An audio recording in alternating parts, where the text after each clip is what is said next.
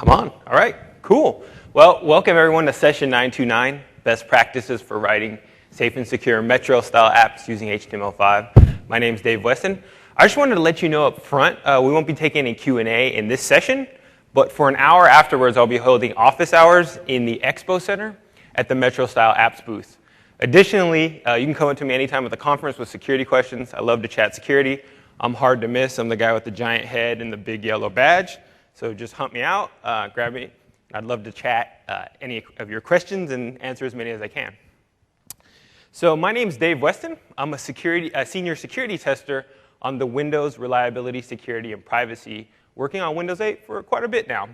And one of the cool parts about being on the Windows security team is that you get to work on features all across Windows.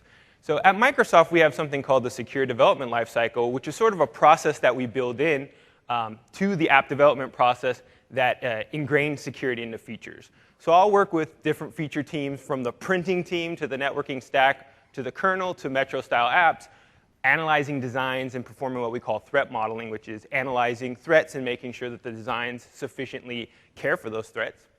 I'll also do things like perform code review from JavaScript to C# to C++, trying to find security bugs and get them fixed before we ship Windows. And finally, I do a lot of security testing, things like fuzzing, XSS injection testing. And so what that gives me is a good cross-section of development patterns over the course of a product.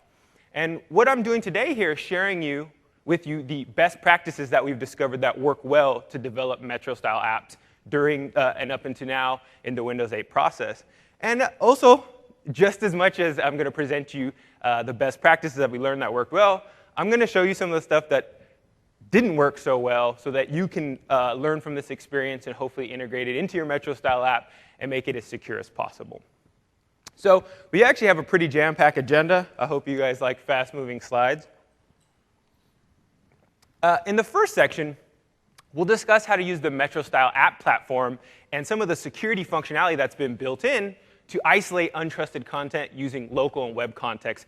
And if those terms are coming really early, don't worry, I'm going to define them for you.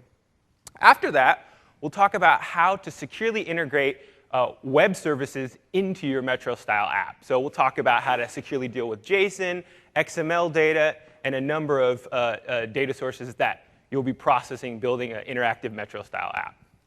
And then we'll move on to data security. We'll talk about how to store something securely when your app is handed it. So that could be something like a username or a password, some private information, something related to social networking, healthcare, finances. We'll show you how to store those securely. And then finally, we'll talk about how to protect network traffic, both going out of your app and coming in using encrypted protocols like SSL and TLS. And what I hope is that you'll come out of here with a gamut of tools and techniques and patterns that you can use to do things like safely incorporate web content into your app.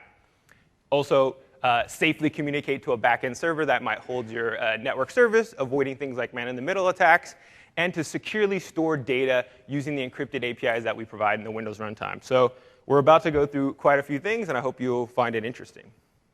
So integrating web content is really one of the key scenarios for a developer building a Metro-style app for the first time, which many of you are planning on doing. So one of the coolest parts about Metro-style apps is you get this fantastic runtime that you can use to build fast and fluid apps, high-performance apps with a lot of touch capabilities. But clearly, one of the most interesting scenarios for a developer looking to build a Metro-style app is performing mashups, right? Bringing web content into your app, interacting it with new and creative ways. I've met a ton of creative and interesting people here, and so I know you guys are going to go back with all of these cool ideas and implement them. And so one of the things you want to be aware of when you're pulling in web data onto this super powerful platform is the risks. So why is there risks involved with bringing in web data? Well, one of the intrinsic sort of properties of web data is that the content could be anonymous, right? Depends on what you're doing, but if you're building a blog reading app, you're not exactly sure who owns that content, who built it, why they built it, and whether their intentions. And even when you know who built the content and they're a trustworthy person, a well-known blog, app, et cetera, they could have features that allow malicious users, spammers, phishers, to add comments or to modify that data in such a way that it can't be trusted by the time it reaches your Metro-style app. Additionally, there's another scenario where you fully trust that content provider, maybe even that content provider's you, but on the way to leaving the server, it flows over untrusted network, perhaps in a plain text protocol like HTTP. There's a man-in-the-middle attack, and by the time the content reaches you, it has perhaps some script injection or some other application-specific content that's designed to attack your app. And so what we're going to do in this talk is not to stir you away from these threats, but attacking them head-on, showing you practical tools and techniques that you can use to build these fantastic mashup apps while remaining secure. So one of the key sort of features that we've built into the Windows app is a number of things. We've built things like security guardrails that you can use, automatic script filtering, a number of really powerful features for security. But those features are not a replacement for smart development. So what do I mean by that? Well, you've probably seen a number of presentations here, maybe demos that have stirred your creativity. And you're probably thinking, I want to jump straight in and build an app. You're probably not immediately thinking, although some of you in this room might be, I want to build a secure app. But one of the interesting things about an app is what originally draws in a customer is maybe a really cool UI design, a new technique, something creative that you've done. But what they also care about is security, probably more than ever now. Security in general is something that customers care about. They're giving your app maybe some social networking data, things like context. They might be adding financial data. And they want to know that and have confidence in you as the developer that you're going to keep that, hold it securely. So what keeps users using apps once the bright and shiny finish rolls off is the engineering fundamentals like security. And so we want to ensure that you're building those in. You know, I often meet developers in my line of work who are, they're fast, they're on a high-paced deadline, and they're fully focused on implementing functions, right? They hardly have time to do anything else but build those functions. And so the problem there happens is people think, well, I'll get my first 1.0 out, and then I'll take a step back, and I'll care about security a little later. 101, I'll drop that security patch. 102, I'll build that script filtering. And I see some smiles in there. I know that some of you developers have probably heard the same thing.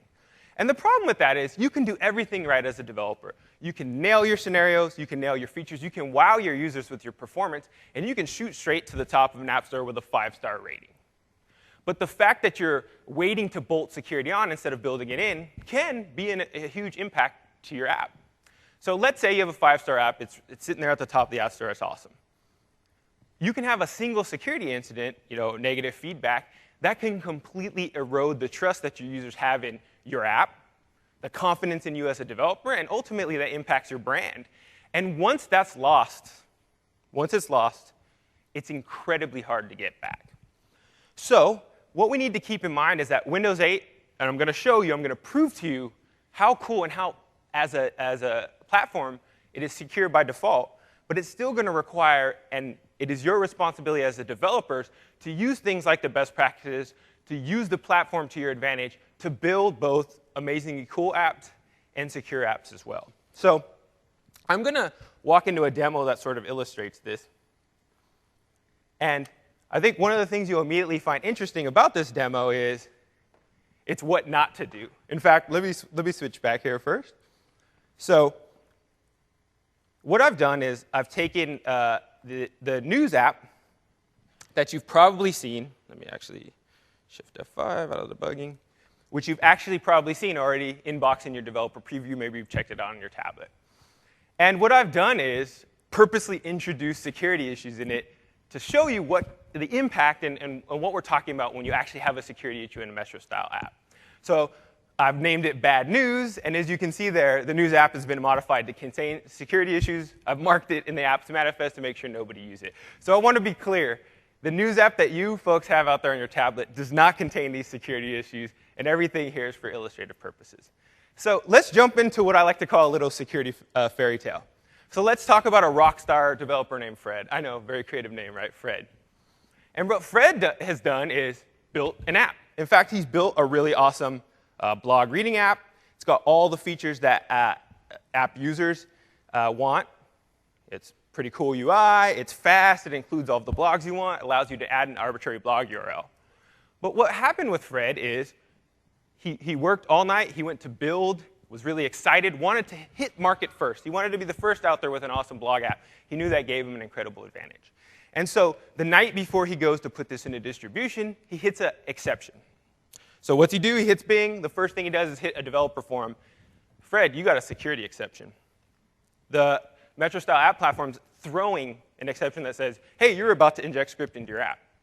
So he looks at it, notices this is just some JavaScript in a blog he trusts, no big deal, and he's got that mentality of, I must ship, and I'll bolt security on later. I don't need to worry about how to filter this. I just want to get this app out. So he makes a conscious decision to use an API, which we're going to show you, to turn off some of the automatic filtering that exists within the app platform. Now, that's a decision that Fred's made. So Mary's another Win8 enthusiast, and she's a user of this app.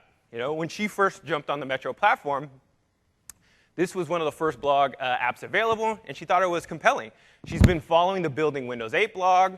She's been reading it at home on her tablet. And so on her way to the airport, she grabs this tablet, jumps onto the open Wi-Fi at the airport, and goes to read her blog.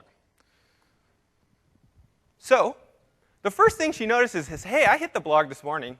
That's an interesting image there, Contoso. Now, again, security theater here. Let's pretend Contoso is a notorious spamming organization, right? So she thinks that's interesting. Windows would run an app by those guys. And so Mary's on this Wi-Fi network. She mouses over, boom, hacked. You've been hacked by bad Contoso. Now, what we're seeing here is pretty benign, right? This is literally just a mouse over. But I'll show you why the subtext here is actually a little more sinister and a little more impactful. So if we switch back in here, let's look at what's actually happening here. So let's actually start here. So this is a pretty standard function here. We did an XHR back to the blog host. We're pulling in content into our blog via inner HTML, and we're populating a div with title, body, and summary. Now, one of the things I've been talking to you about is this automatic script filtering, which we're going to go into in detail. But suffice to say, if you go and add dangerous content into the local or protected or privileged content in the Metro-style app platform, you'll actually hit an exception. We protect you against that. Now, as a developer, we've also taken the leash off. There's a number of things you can choose to do. We don't stop you. We want to enable creativity. And so what Fred chose to do was to use this sort of workaround to essentially turn off this automatic script filtering as a way to get the app out the door. And let's show you what the attack actually looks like. I'll set a little breakpoint here. I want to show you what this injection looks like in practice. So let me see if I can zoom in here a little bit. Zoom out. If you can look at this watch here, the body of the blog response has actually been modified. So in this case, we're on an airport Wi-Fi. Perhaps there's a nefarious individual doing a man-in-the-middle attack, like a DNS cache spoofing, and he's adding this content to the responses all over the apps in the airport, all over web traffic, in an attempt to propagate spam. Now, in this particular case, I've only used the onMouseOver event. So when we moused over the Contoso image, we called a Windows Runtime API. In this case, it was just to pop up a message out like that says you've been hacked, fairly benign. But if you've seen anything at the Windows Build conference, what you've seen is the power of the runtime. It's got amazing APIs, from doing things like sending SMSs, to accessing files, to starting a webcam session. So you can imagine those creative hacker types out there. Just think what they could do with a simple script injection if you chose to not follow best practices like Fred, what you could actually have an impact using Windows Runtime's called. So I want to keep that in the back of your mind, right? I've showed you something pretty benign here, but the reality could be much more sinister. The good news is it's very easy to avoid these types of issues, and I think you will agree with me once I show you a little more. So we'll switch back here. Hopefully I've hit the right thing. Try that one more time. All right. Somewhere here.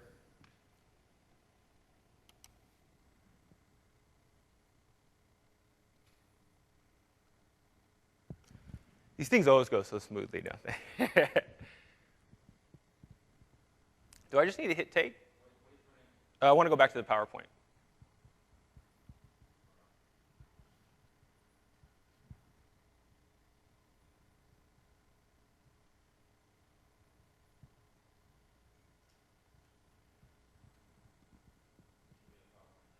Okay, cool.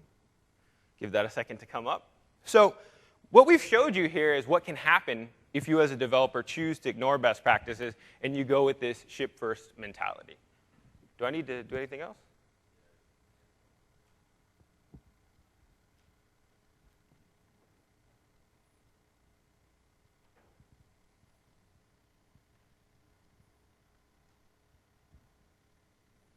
Sorry about that. So there are a number of things that you can do to continue to help yourself. And so we'll skip through this demo here. And there are 4 major principles that combine as the elements or the properties of a secure metro-style app. So the first is to segregate untrusted content from trusted content.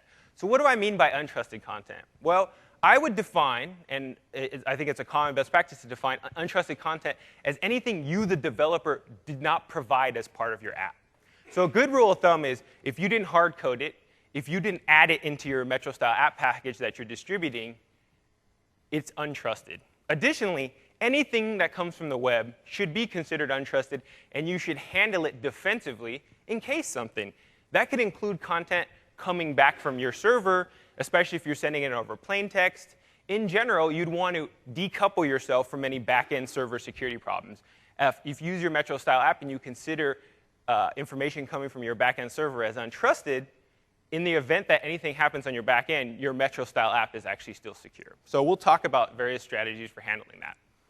In addition, a secure metro-style app validates untrusted data and identifies and removes any potential malicious code. So that could be something like parsing securely a JSON stream that's coming into your local context. You would want to make sure you remove, using the filtering mechanisms we're going to show you, remove any untrusted code there. And finally, a metro-style app protects the data it holds. So it uses secure storage methods. It also ensures the privacy and integrity of any data that it's sending. So using an SSL connection, it ensures that tampering, man-in-the-middle attacks can't happen because SSL will guarantee the integrity of the connection. And if not, you can show appropriate UI to protect the user. So let's delve into this concept of segregating untrusted versus trusted content.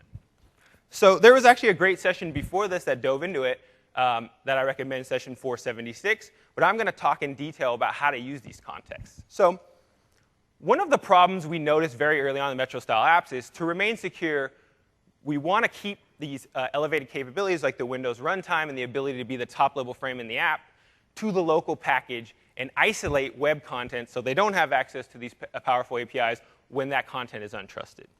So we came up with this idea of 2 contexts. The left-hand side context, which is content that specifically came from your package, has elevated capabilities. It has access to calling Windows runtimes APIs. It has the ability to be the top-level DOM. But it also includes those security guardrails, which I showed you, where it automatically analyzes calls to inner HTML to ensure the content being updated doesn't contain any malicious script. So how does this work? Well, if you've worked with browsers at all before, it's probably going to be pretty straightforward for you to link up with. So a local context is content that's loaded to the MSWA URI protocol handler. And its origin is always local. So you can reference, say, an entry point into your app, default.html, using MSWA. And that's automatically going to load the content from your package into this local context, giving you the elevated trust capabilities like Windows runtime. In addition, you can embed an iframe, point that out to a web context, say HTTP, HTTPS, and that will automatically inherit the origin of a web context, and it will have no access to the Windows runtime. It'll have no validation of inner HTML since it operates much like a conventional user agent, and it will only exist in iframes. It can't be the top-level DOM.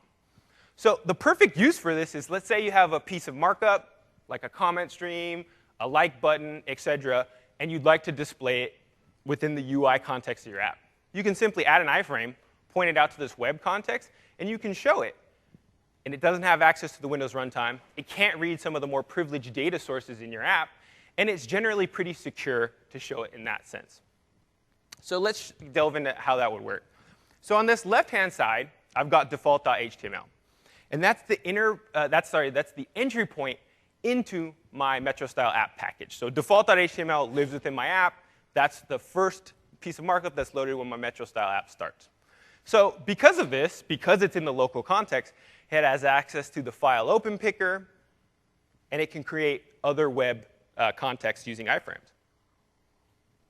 So let's say this is the blog app, and I want to include some inline content from Contoso. Let's say like a comment stream. By simply embedding that iframe and having it point out to a remote location, I'm able to show this content without any privileges. So on the right-hand side here, you'll see this is the inline content on contoso.com. And it's attempting to access a Windows runtime, in this case, the file picker, which allows a user to select and grant files access to your application. But that generates an access exception, right? Because it's in the lower privileged area. So in general, this is one of the first principles, which is if you've got a piece of content, you want to do a mashup, but you don't need to manipulate it with the Windows runtime. You don't need to pull it into the local context like you would with a web service. You put it in an iframe. That isolates it in the local context. And it does not have access to the more privileged capabilities in your app. And it works much like it would a like button or something else like that within a standard web page. So the next problem here is once you've got something isolated, there's many cases where you still want to communicate with that. And the cool thing about the MetroStyle apps is we totally allow that to happen using standard HTML5 post message. How many of you folks out there have used post message before? OK, so it's still pretty new, but it's actually really simple. So how does post message work?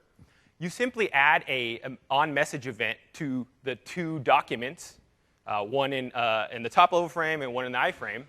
And when a message is sent using the post message API to that specific iframe or to any of them, the on-message event fires, and you can handle that data. So what it really ends up being is that you can exchange bidirectionally strings at will. So on the left-hand side, let's say going back to Fred's bad news app, we want to register a message handler so we can have bidirectional communication with the map control that lives on bing.com, which we've embedded via an iframe. And why do we want to do this? Well, let's say we want to map geographically the stories that we read in the blog on this map. Now, that's deadly simple. You simply add an event listener for on-message in the local context, and on the right-hand side, you would add a on-message event listener in the map control, and now you can exchange, say, coordinates. Now, where does that become a problem? Well, it can become a problem if you have multiple frames and you don't have any reason to communicate with a second frame. So here in red, we've added a second frame to our app. Let's say a comment stream, once again on this notorious Contoso site. And the comment stream on Contoso is, one, completely untrusted. We don't know exactly what content can go up there. It's editable by users. And second, we have no reason to communicate with it. So the problem becomes is if you don't follow a best practices, which is to actually check the origin of the message being sent to you, say, who's actually sending me this, then by default, you'll process message requests from any frame within the page. And that can lead to some security problems. So let's see how we would solve this very simply. The solution here is to modify your default event listener for on-message to actually check the origin. In the top area, you can see that we make no attempt to identify the origin of the message. We simply grab it, we filter it, which is great, and we update it into our DOM. The much more secure solution is what's at the bottom, which is to add the event listener. But the first thing you do is validate that the message has come from an origin you have expected. So in this case, we've added the maps.bing.com origin to validate, hey, this is the message we wanted to process from Bing. And if it is, we'll take the appropriate action. And if it's not, we'll simply ignore it. And that's one of the best security principles possible, right, is to simply ignore data. Then nothing can go wrong. If you won't process the data, then the attacker can't possibly do anything. Now, the interesting thing about post message is conventionally we would think of things like, hey, what if a frame on my page is untrusted and it posts script to me? Now, in the local context, it's great because we have some of these automatic script filtering mechanisms, which I'm going to delve into. So in many cases, we can avoid an XSS. But there are also cases where you simply want to validate post message because you don't want to update this data. You don't want to display spoof data. Even if it's not script injection, what if it's spoofed stock data, spoofed health data? You want to simply avoid processing these messages, even in some of the cases where you can do that securely with no script injection. So let's talk about another case. So once again, we've isolated our content appropriately, right? We're following this, the secure Metro style app principles, which I showed you. So we've got a page out there. Now, one of the things that we've done in the local context is we've prevented remote script includes. Well, why have we done that? Well, because of the power of the local context, we want to avoid anyone linking in script that could be poisoned on the way down using a man-in-the-middle attack, or be compromised on the server to contain malicious instructions that might call the Windows runtime. So in the local context, we don't allow you to do script includes. But we provide a perfectly sensible way of a workaround, which is to load content from the local package using a slightly modified URI called mswwa-web. And what that allows you to do is create an iframe with a local content. So if you have a package, a markup file in your package called default.html, you could say ms-wwa-web default.html, and you could load that in an iframe. And now you would have, it would operate much like a standard web browser. You could do remote includes. You don't have automatic script filtering. That's actually a very good solution if you want to do a mashup, right? You want to include some remote library, JavaScript library, but you want to do it securely. But there's one thing to think about, and that is that there are often times when you can share origin-protected resources between the two security contexts. So mswwa-web and mswwa actually resolve back to the same origin. So a script that's running in mswwa by default can actually access the app cookies or the HTML5 local storage that's been populated perhaps by local context, right? So that could have things like user data. And that becomes dangerous if there's a remote script include that you don't trust. Who knows? Maybe that person could poison that script and try to access the local content storage, app cookies, et cetera. Something we want to avoid.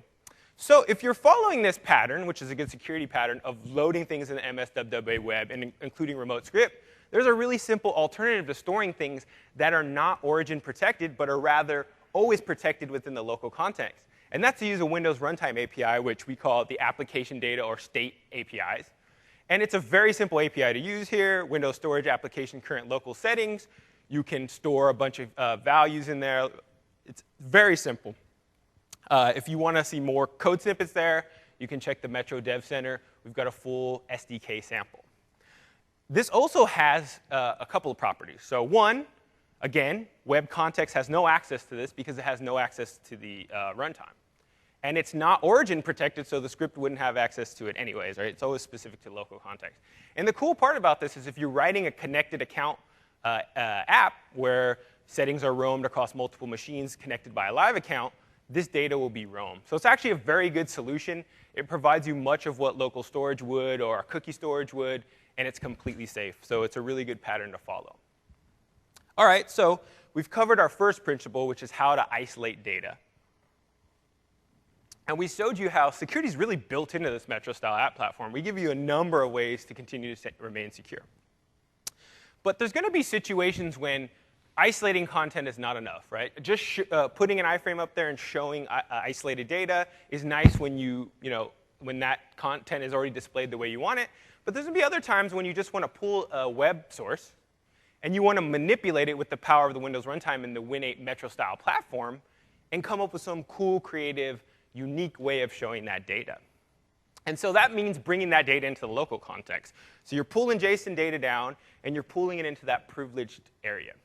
So the first thing you want to think about there from a security standpoint is you want to think about, how am I going to handle this data securely? How am I going to make sure the JSON coming in, the O data coming in, the XML coming in doesn't contain any script event handlers like we showed you in Fred's bad news app, doesn't contain spoofed data in general.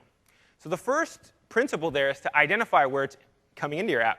So if you're familiar with the W3C APIs like XML HTTP requests or WebSockets, as a developer, you might already identify, hey, this is a place where I need to handle data coming in. I need to make sure it's filtered, and we're going to show you some filtering techniques. But there's also a second place, and that is the Windows runtime itself has a full gambit of networking APIs where you can reach out and pull something down using a background downloader, a number of APIs. And there's even some more a bit esoteric where you might not expect untrusted data to come in. and that's things like the SMS API. So the first step in securing this local context when you're having a web service is actually understanding where that data is coming in so that you can build in defensive protections around it.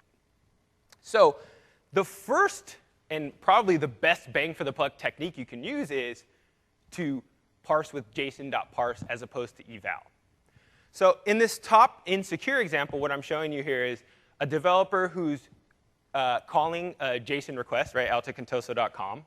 And he's evaling that response text so that he can deserialize the JSON object into a JavaScript object that he has access to. So he can read data and properties, he can interact with it. And that works perfectly great.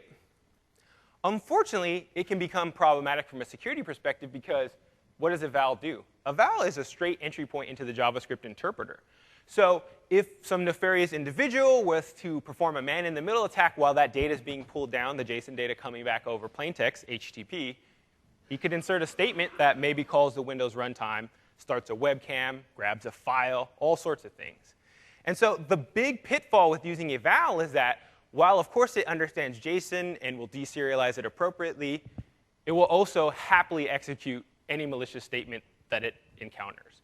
So if your backend server, if let's say contoso.com JSON.js was compromised and someone updated that file, we'd be in a world of hurt on the Metro style app side.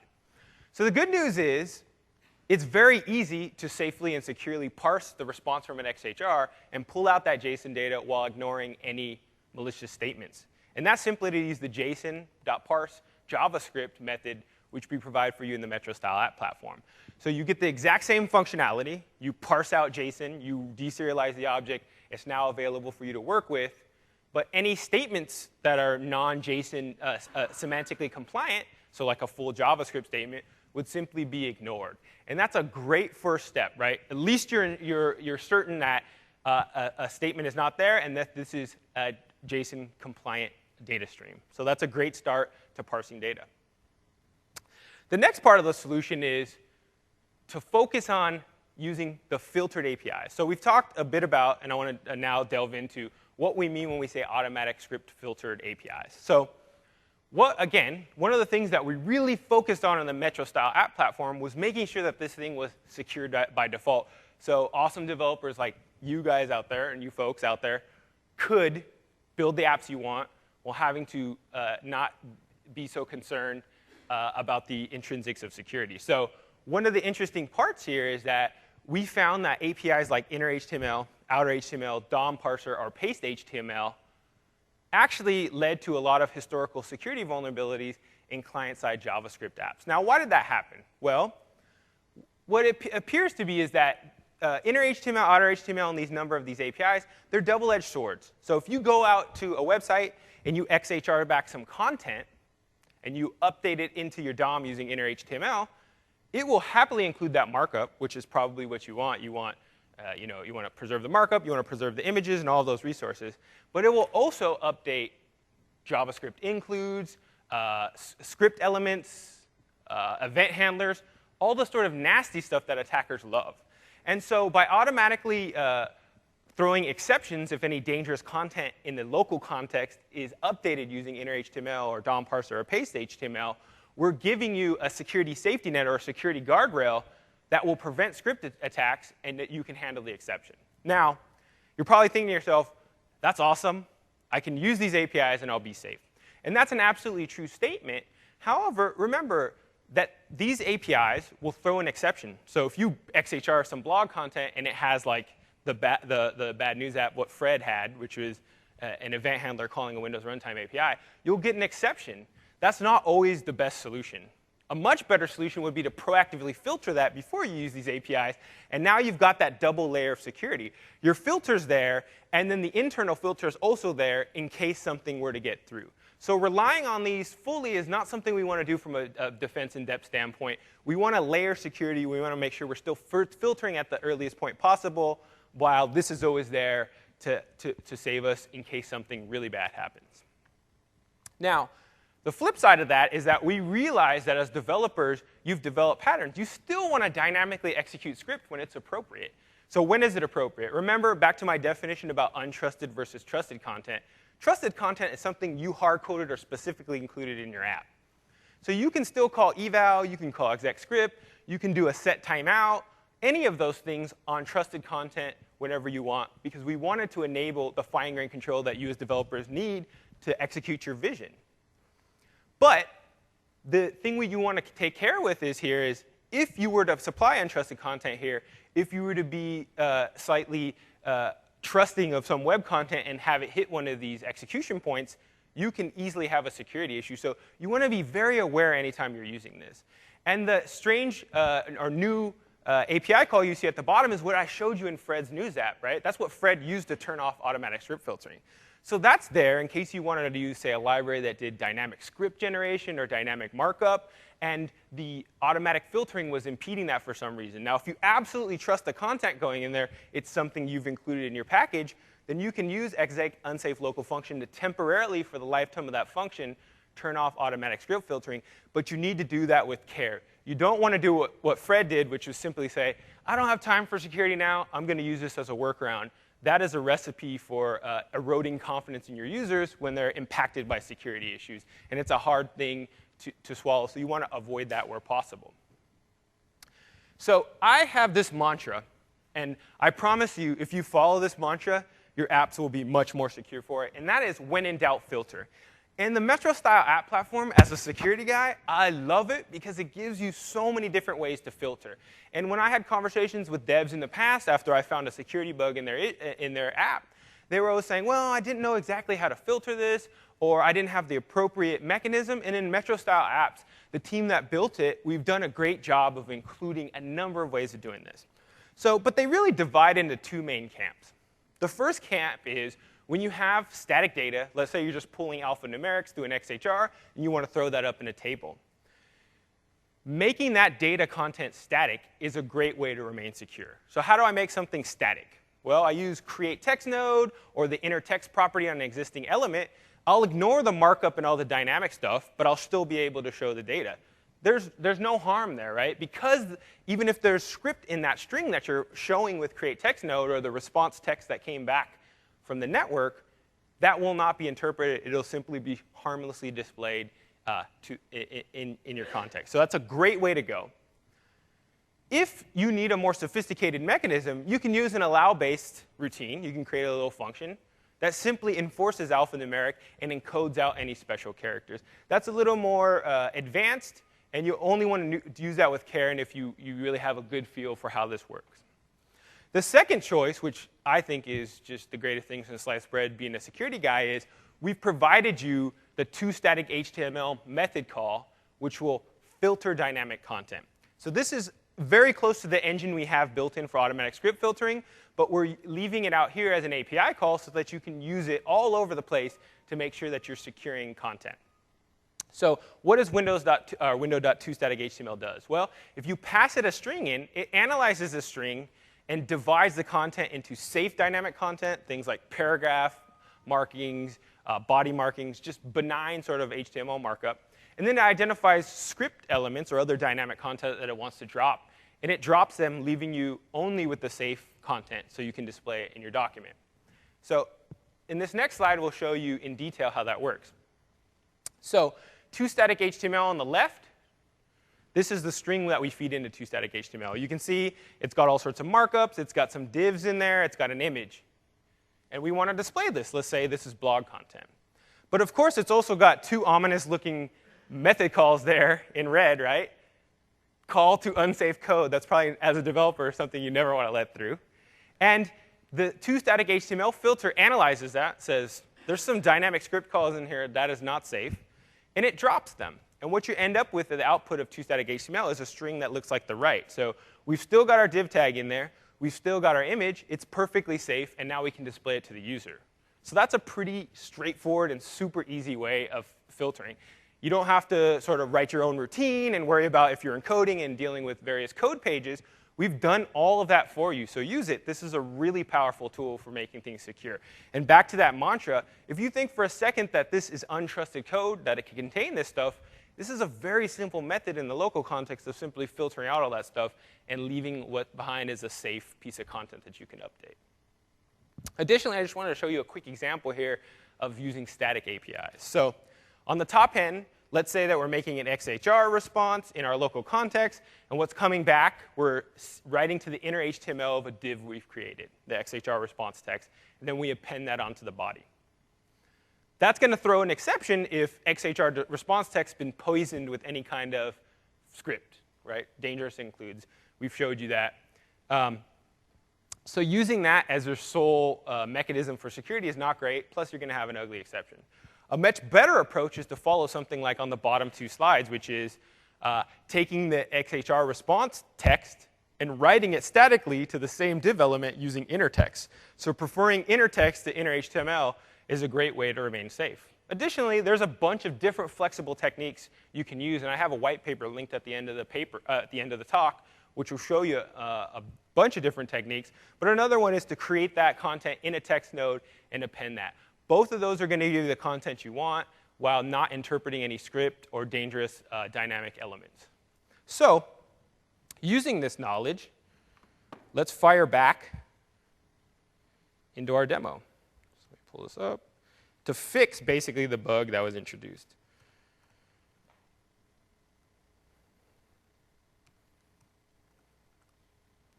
OK, so hopefully this goes well. Hitting take here. Let's. Uh-oh. OK, so we're back in our app here. So the first thing we want to do is to remediate this is what? We want to drop turning off security, right? We're going to do what Fred should have done to begin with, which is we're going to actually filter this content so we can get the display we want without any of the dangerous content being executed when it's displayed in the blog. So we'll just delete this line here. And then we will add back in our call. This is where we're actually appending the div and where the exception would have occurred if script filtering is detected. And then we'll actually do some filtering down here. So remember, this is super simple. So we'll take this dot title, and we'll use our filter on this, so toStatic. And why are we using toStatic here as opposed to one of the specific static techniques I showed you? Well, because the body coming back's got those images, and it's got all the dynamic content on the blog, so we want to keep all that markup in. We don't want to make this thing fully static like a basic string. We just don't want any of the script injection that can happen from a man-in-the-middle attack or from a compromised server. So we'll do this dot title. We'll filter our title. We'll do our body. No problem.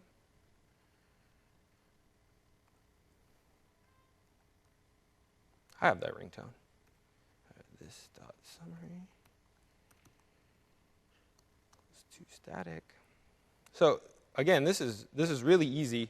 But to be honest, before the Metro style app platform, you'd have to maybe write this own method. I mean, this is not the easiest thing in the past, so you could understand how a developer like Fred might have been confused.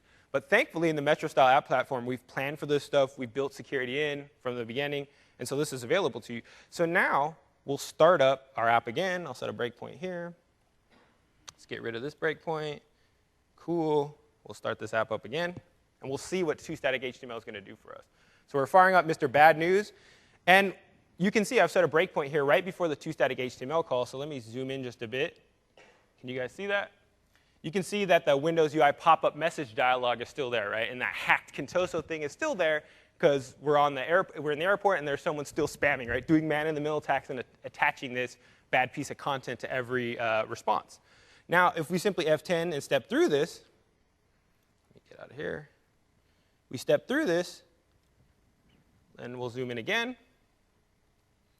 You can see that this time, what's actually happened is we still have that logo in there and still that image because we're preserving all dynamic content, or the saved dynamic content, but we've actually completely dropped the script attack. And you'll see, we'll hit escape out of here, get rid of this breakpoint, go back into the app. You'll see that the app now functions the way you would expect.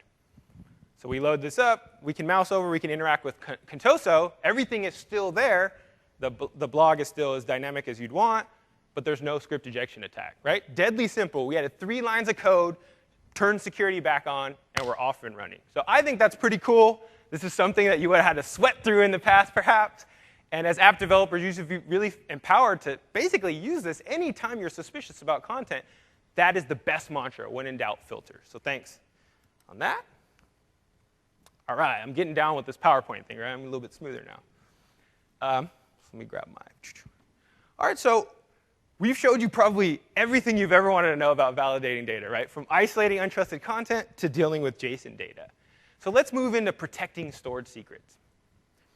So in the unlikely event, because you're going to follow all the best practices I'm showing you, that there still is a security compromise, one of the problems that can happen is data leakage, right? So again, we're talking about the wonderful connected aspects of Metro-style app development means they're authenticating to powerful online services. They've got access to all sorts of user data. And if a security attack were to happen and you're storing these kind of connected credentials or the authenticated credentials that you're using to interact with services in the Metro-style app, that can be a very bad situation. Additionally, if you've written a financial app or a social app or any app that has personal identifiable information about the user, if there is a security compromise and phishers, spammers, hackers get access to this user data in the clear, that is a very bad scenario. The good news is, once again, in the Metro-style app platform, because it's built with security in, has APIs that you can use to avoid storing stuff in the clear in a very simple manner. So the password vault is a set of Win Runtime APIs, which you can dig into on the Metro Dev Center website, which will show you a number, which allows you to store small pieces of information, a username, an authentication token, a contact list in this password vault with full cryptographic protection. Very simple to use.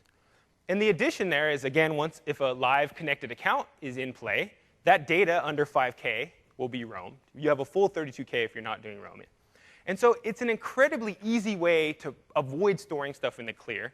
And then in the unlikely event of a security attack, it's much more difficult for attackers to use that data to their advantage, to go connect to the online service, use the user data, because it's encrypted. In addition, one of the better strategies you can use is to avoid storing the secrets in the first place. So how do you do that? Well, we support first-class authentication APIs in the Metro-style app platform. So we support things like OAuth. We support Microsoft Live connections. We support a number of APIs which you can perform the authentication with raw credentials out on a website in the web broker, which you can learn about in session 476. And what you get back in your app is a simple OAuth token, right? Very small token. You can store that in the password vault. And now you've avoided using raw credentials. You avoided having to store that in your app. You can still connect to the online services you want. And the token itself is actually stored encrypted. So it's a very complete solution. And in the off chance that that token is leaked, the online service provider or the user themselves can click revoke on the web, and we're back at square one. We're secure. The raw credentials were never leaked. So that's a very powerful defense in depth approach. And I really encourage you to use the password vault anywhere you can, anywhere you think that this data might be pertinent to the user. That's going to build the confidence in your app. That's going to build your reputation as an app developer, as someone who cares about security. And that really is something customers care about. So I've showed you many times where we want to connect it to a server to pull down data. There's also going to be times when you'll have a backend server, perhaps your Metro-style app. You set up a server, a database, something like that, just to store in the cloud some of the state of your application. There's many designs that might call for that. And in those cases, you really have to plan for making that backend server just as secure and using the same principles as your Metro-style app. Why is that? Well, if your user's typing in something in a Metro-style app and expecting you to store it securely, and you're storing it on a server with no ACLs, with no authentication, and some hackers get to it, that's going to be a bad day at the office. You want to avoid that. So part of this is to have a complete security plan. It includes your Metro-style app and any backend server that's powering your app platform. So continue to use best practices. I know you're all following best practices on your server-side infrastructure. Continue to require authentication. Don't just assume because the app's the only one interacting it that an attacker won't be going straight for your data store after understanding your app. And don't assume the apps are trusted clients. Make them authenticate where it's appropriate. Protect that server-side data. I've talked to you a number of times about how a server compromise might lead to bad data coming into your app. When you own that server, that onus is on you to make sure that someone can't do a SQL injection that ends up in a web service response back that's got a bunch of script. Now, even if you're following best practices around script validation, you don't want spoofed data. You don't want bad stock quotes, et cetera, et cetera. So really work hard to protect that server-side data. And now we're going to roll into talking about protecting data in transit. So I talked to you about, and I showed you how Mary got affected by this man-in-the-middle attack on this public Wi-Fi network. And the reason that happened is because Fred did not protect the blog content using SSL. So how does a man-in-the-middle attack work? Well, in a standard user configuration, maybe Mary's using the blog reader app on her consumer device, on her Win8 tablet, and it's connecting back to a web server serving blog content. If that content is in HTTP, in regular HTTP plain text, there is no integrity validation that the web server is actually who the app expects to talk to, and that data is being sent in the clear. So a clever attacker, actually nowadays there's really easy tools to perform man-in-the-middle attacks, could do a ARP cache spoofing or a DNS cache poisoning to drive this plain text traffic through them.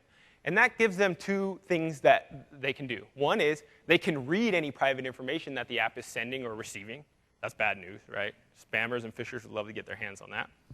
What else can they do? They can actually modify the content, performing the type of a script injection attacks that we saw in bad news. So to avoid that, the best strategy to avoid that is to simply use SSL everywhere in your app. So how do you do that?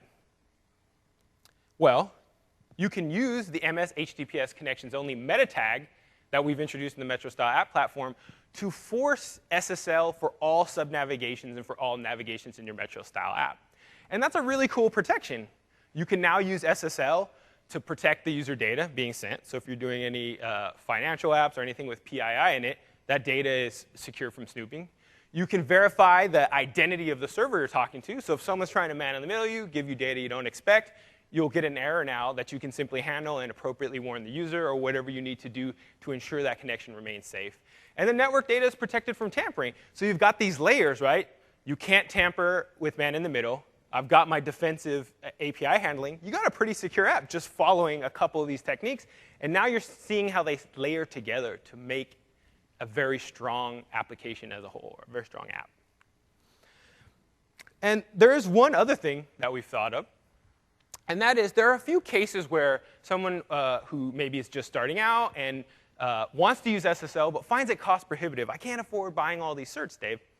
Well, the cool part about Metro Style apps is for the context of your app, you can actually package a certificate that you use to validate SSL connections. So that means if you've got a few backend servers that you need to protect via SSL and you don't have access to CA certs, you can include a root certificate just for the context of your app that validates that connection. That's a very powerful tool. So now you've got packaged trust certificates in your package. It's really simple. I'm actually going to show you in a few seconds how to do that. And all SSL connections to your backend are secure. So first, setting that meta tag to force all HTTPS connections, and then packaging, if you don't have a CA cert, your self-signed root certificate. You've got a full SSL solution. Data is protected from tampering and from leakage. Additionally, if you've got a high security app like a financial or banking app, you can use some of the features of packaged certificates to perform certificate-based authentication, avoiding the need for passwords, username passwords.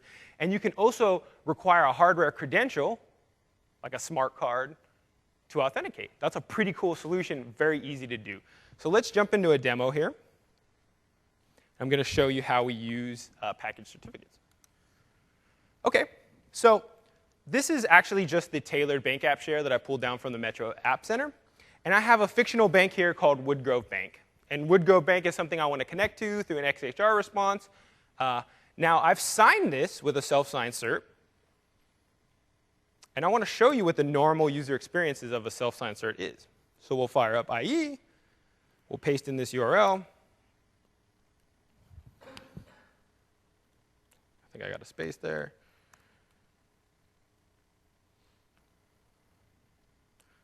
Give it a second. The network has to be slow during my demo, right? Let's try one more. There we go. So there's a problem with this website's security certificate. It's not issued by a trusted root authority. Now, what I mean by trusted root authority, there's a few CAs which are in the Microsoft Trust program and are therefore able to issue certificates that are trusted by Microsoft's SSL connection stack. A self-signed certificate wouldn't be one of those. It would be something you as the app developer generated and used to sign your backend server. So the normal user experience here is not very good, right? If they were to visit this site, they're going to get this big red thing. And there are two solutions to this, and none of them are good. The first is to ask the user to click through. That's not what we want them to do. The second is to ask them to add their certificate into their root store. That could cause security problems across the machine. We've come up with a much better solution for Metro-style apps, and that is to package the cert. So how do we do that? Here in our app manifest, we simply go into our declarations. In the dropdown, we can add a certificate. And the certificate we're going to add is already packaged with the app. I have it here as myroot.cert. And so we'll add that cert. There's a couple of options here. The first is exclusive trust. What does that do? It says only validate all SSL connections only with the certificate I've packaged here, because I'm not going to use SSL in any other places. I don't need to trust any other root certs for the specific context of this app. That's a great option. The other two are around client-side authentication. So if you want to require hardware, you can force that here. And if you have multiple client-side certs for authentication, you can use auto-select to not prompt the user and select one that best fits your needs. So we're going to add that cert here, root. We're going to add myroot.cert, save our manifest. And now when we launch our app, we're using that cert to validate any SSL connections. Now remember, we're doing an XHR back to Woodgrove Bank here when I click sign into account. Give that a second. We can log in here. Click submit. And that's how easy it was. We did a self-signed certificate. We added it. We have full PKI, and all of our traffic here is protected from snooping and tampering very easily. Pretty cool stuff, if you ask me. Thanks. All right, I got a clap in a security talk. Thanks, guys. Yeah, I actually think this is incredibly cool. I've been around security a long time, and I can't tell you, I am a big a fan of that as anything. That's a great tool. So let's recap. I know I've taken you guys on a whirlwind, but I'm hoping you'll be able to come back to this, reference a few code snippets, think about the principles. If there's only a couple things that you take away from this talk, I want you taking away the principles, and that is using the context that I showed you to segregate untrusted from trusted content where possible. Remember, that's as easy as putting an iframe in to separate access to the Windows runtime. I want you to take away that you need to validate web services when you bring them into this powerful local context. Use toStatic HTML. Use the other static methods to remove script and make sure that that data is something that you can display harmlessly to the user. And ensure the privacy and integrity of network data. Use the package certs. Use the meta tag that I showed you to force SSL wherever possible. And finally, make sure you're protecting that customer data with secure storage methods. We showed you the password vault, et cetera. So I hope I've proven to you that security best practices are absolutely crucial for making a safe and secure app. We've showed you the platform makes it as easy as possible, and we've built a secure platform. But it's ultimately the responsibility of you, the developer, to make sure you're following those security best practices and retaining your users' confidence and keeping your reputation high. So once you've got that 5-star app up there, it's going to stay 5-star for the long run and not have any security issues. We've given you everything you really need to do this. We've showed you how to package certs. We've showed you the toStatic HTML filter. We've showed you how to use isolated context. Use them, make a secure app. And that's my final message to you is build great apps, build confidence. You guys have the power. Thank you. Appreciate it. So if all that content wasn't enough, there's a couple more things I wanted to show you. And one is go back and watch John Hazen's brilliant talk from earlier. That's talk 476. It'll give you a little background on the context that I didn't have a chance to go through because I had such a packed talk. There's also a really great talk on the web to Windows journey, which is about pulling in an existing website into your app. That will cohese nicely with a lot of the tips and tricks I've showed you here. And then there's a talk on making apps social and connected with HTTP, which is awesome. And finally, I have a white paper that has a lot more details than what are in my slides. And that's available here at this link, so you can use the build app to grab it. And a lot of the certs and PKI infrastructure is available in the Create a Metro-style app for banking white paper that's linked there. Thanks again, everyone. I really appreciate it. I'll be heading over to the expo if anyone wants to chat. Grab me. Thanks a lot again.